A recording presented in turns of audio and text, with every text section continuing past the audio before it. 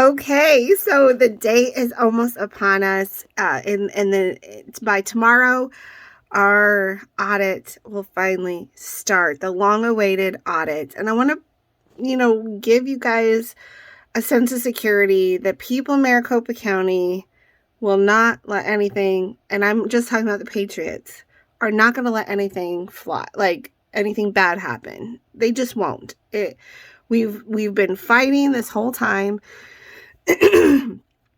And if you listen to David Ose on my channel or on anyone else's channel, you'll see what they've been doing and what they've been up to. So just rest assured, everything's going to be great. I want to let you know, personally, I think it's great that our election equipment will be out of Maricopa County. Honestly, I just feel more secure about that. With everything we've gone through with them, did you know that Mark Zuckerberg gave the County Board of Supervisors $3 million? We don't know where that went. So perhaps there'll be an investigation about that. Who knows? Because you can't take money to enhance or redirect or interfere with a federal election or any election. That's illegal. So where did this $3 million come from? Where did it go? How was it used? Nobody knows yet. So it's best, honestly, it's best that this stuff is far away from all those people's hands. And chain of custody, if you don't understand chain of custody, it can move from one location to the other. If you've been in law enforcement, you understand chain of custody. All that matters is you have to have that stuff in your physical presence and never let it leave your sight. If you let it leave your sight, you break chain of custody. As long as all that stuff is in your possession until you get to a secured location, then you've kept chain of custody. Just because you move stuff from one building to another does not break chain of custody. As long as all that stuff remains together and it's in your possession until it gets secured, chain of custody is intact. So let's put that to bed. Okay. Now, I'm really proud of President Senator Karen Fann. And I'm proud of Representative Mark Fincham. I am proud of Senator Borelli. I think we've had some really good core people in the legislature. I'm so sorry, my allergies are so bad. That have taken a lot to get this done. A lot. They've been sued. Now they're getting sued again. We've definitely over the target because they don't want this to happen. Nobody wants this to happen. I want you to go back to look at some of my videos that I posted, please, to get the full picture of what's going on in our country and why they don't want this to happen. Please go look at those. Subscribe to my channel if you haven't. But I wanted to read you an article from the Gateway Pundit, and it says, Arizona Soros-backed Secretary of State Katie Hobbs has glaring conflicts of interest with Senator Maricopa's audit. I wonder why. She must immediately recuse herself. Please do. Please. At a crisis moment in not only Maricopa County and Arizona, but for all country as a whole, the elected officials who has the absolute power to defend our Constitution from enemies, both foreign and domestic, and who could champion election integrity, honesty, and transparency, has instead chosen to viciously attack those she should support. This individual is Arizona Secretary of State Katie Hobbs. We reported on Secretary of State Hobbs previously that she's labeled supporters as President Trump's neo-Nazis, and I remember that. We also reported this morning, and also Gina Carraro made a really good analogy with Nazi Germany, and she got canceled off of Disney+, but nothing happened to this woman, and she used it in an incorrect way. We also reported this morning on her numerous connections to George Soros, the Clintons, and far-left nonprofits used for Democrat Democrat causes. In addition to the connections to corrupt individuals and politicians, we have uncovered one of her relationships that should force her to recuse herself from activities surrounding the Senate's audit of Maricopa County's 2020 election results.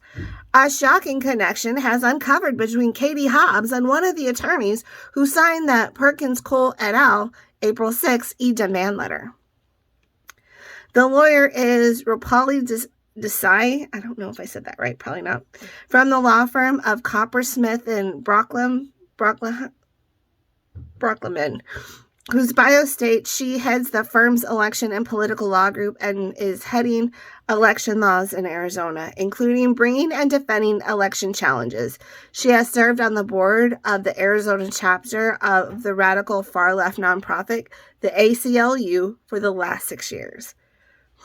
Desai is the very same attorney who represented Secretary of State Hobbs in a case against Trump's campaign in Maricopa County in November. The campaign wanted ballots in Maricopa examined and hand-counted. Howard Fisher, as the Arizona Capital Times, stated that Desai accused the Trump campaign of having an ulterior motive in filing suit. She said, "It is trying to present claims of fraud untethered from reliable and admissible evidence." Folks, there's a lot of evidence with Mike Lindell. If you go to frankspeech.com, you can see the latest of what happened. He has longitude and latitude and the IP address of the foreign interference that switched a vote, and then the exact machine it went to, and the exact machine it went to flip the vote from Trump to Biden. Okay, so we have a lot of proof. And this audit's just going to provide more.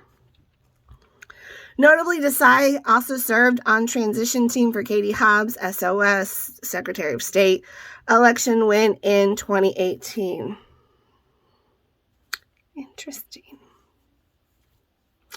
I think we're going to find a lot more in the 2020 election. Just saying. All the key players in Arizona battle were funded by George Soros. All the key players in Arizona battle were funded by George Soros. So that's like,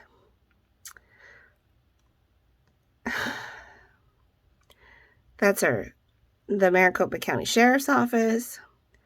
That's Katie Hobbs. That's Mark Kelly. I don't know who else. Perkins Coin, Mark Elias nonprofit, Katie Hobbs, all have fundamental connections to Hillary Clinton. And Mark Elias is here in Maricopa County trying to stop this audit. But it was free and fair. It was a free and fair election. So why are they stopping the audit of a free and fair election?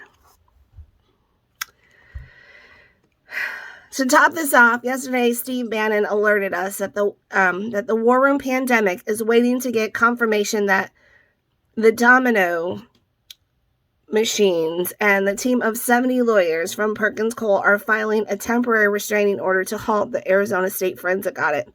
Good luck. Good luck. They have constitutional authority to do what they're doing. And not that they needed it, but they also have a judgment to allow them to do what they're doing. Good luck. Maricopa, Arizona's largest county. It is our largest county. Over 60% of the state's registered voters, was the only county in Arizona to utilize the domino machines. But that's not exactly true, because if you look at the Mike Lindell thing, there were machines used in every county, or they had a way of flipping them. I'm pretty sure every county in Arizona had some sort of machine. Maybe not the Dominion one, but some sort of machine. Because if you look in his, on his documentary, there's all kinds of counties with their votes flipped from Arizona. It wasn't just Maricopa. And we all know that other counties had their votes flipped. But we started with Maricopa because it's the largest one in the state. So 70 lawyers, looks like someone doesn't want their domino machines tested, which this I don't know, TRO confirmed, we will have proof that Perkins Coie is defending not only the Democratic machine's legal threats in Arizona, but it's also defending the domino systems. The big guns are out in this western state. All eyes in America are on this one county, Maricopa, and the first forensic audit of a contested county from November 3rd's election. All eyes are on the Patriots in Arizona from the fearless Arizona Senate. And I will tell you, what they've done is a very scary thing. It's not to be dismissed. Like, please listen to that when I say this is a scary thing, because this is going to unravel a government that was just thrown into office that didn't belong. So foreign interference basically set us up with a fake government, okay, under the guise of an election, so that we would understand, or we would think it was all legit.